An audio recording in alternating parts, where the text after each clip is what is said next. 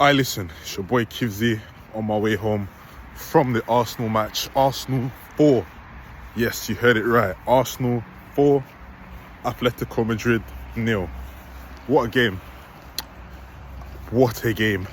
Let's start off with the lineup. In goal, David Raya, as I said. The right back, Jurrien Timber. The left back, Miles Lewis-Skelly, the man who I said should start. Two centre-backs, Gabriel Saliba. Backline and keeper, I got that locked in. Now onto the midfield. Rice, Zubimendi, and Eberechi Eze, which I'm fine with. I did say Ethan Nwaneri for that role, and Eze on the left, but instead he started Martinelli, Gyökeres, and Saka. I'm fine with that. Completely fine. Boom, the game started now. Slowly working our way into the game now. You know, just slowly stringing passes together, growing into the game. Atletico Madrid had one motive and one motive only, and that's to get a point, not to lose the game. They would have happily have taken a 0-0, and we saw that the first half. We were all over them, so to speak. They had 2 banks of 5.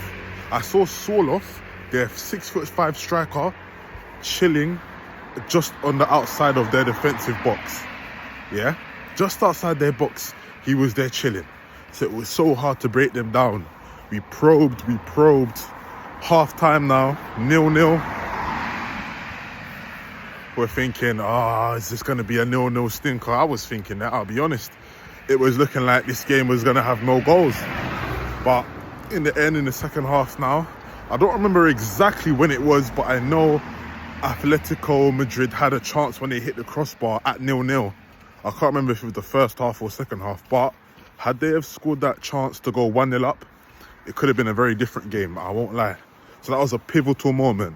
When Atletico Madrid had that chance and they hit the crossbar, the fact that it didn't go in, could have been a different game. Could have been a different game. But we got our first goal from another set piece.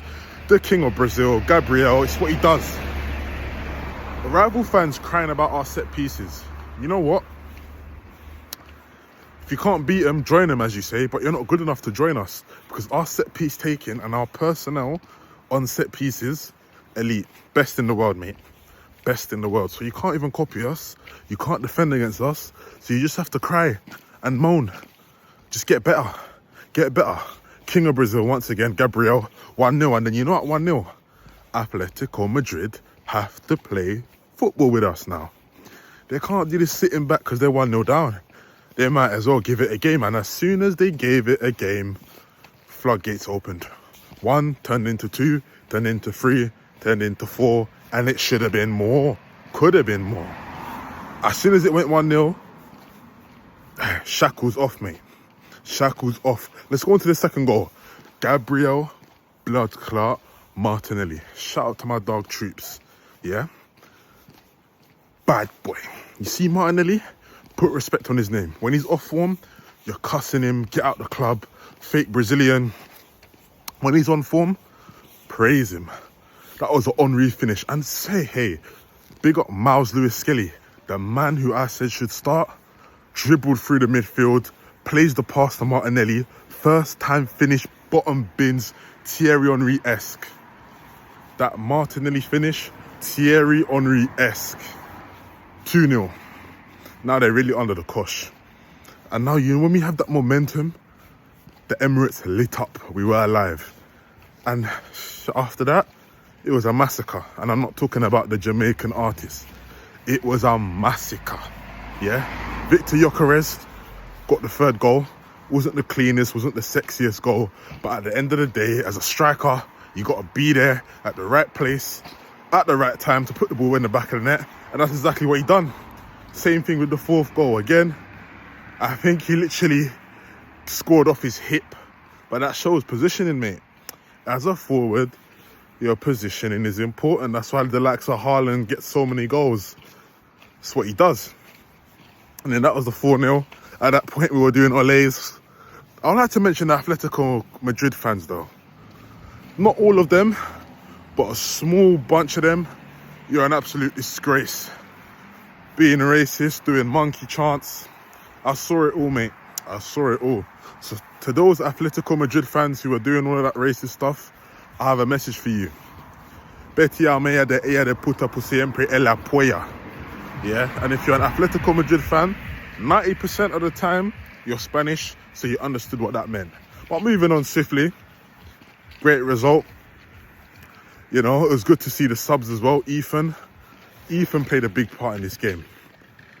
To keep it a clean sheet, I would say. Let me not say big part in the whole game, but to keep it a clean sheet, Ethan played a big part. There was a stage in the second half when the ball looped over and Raya thought it was hitting the top of the roof of the net. The ball was still in play. I'm sure it was like a goal line clearance from Ethan Wanyeri.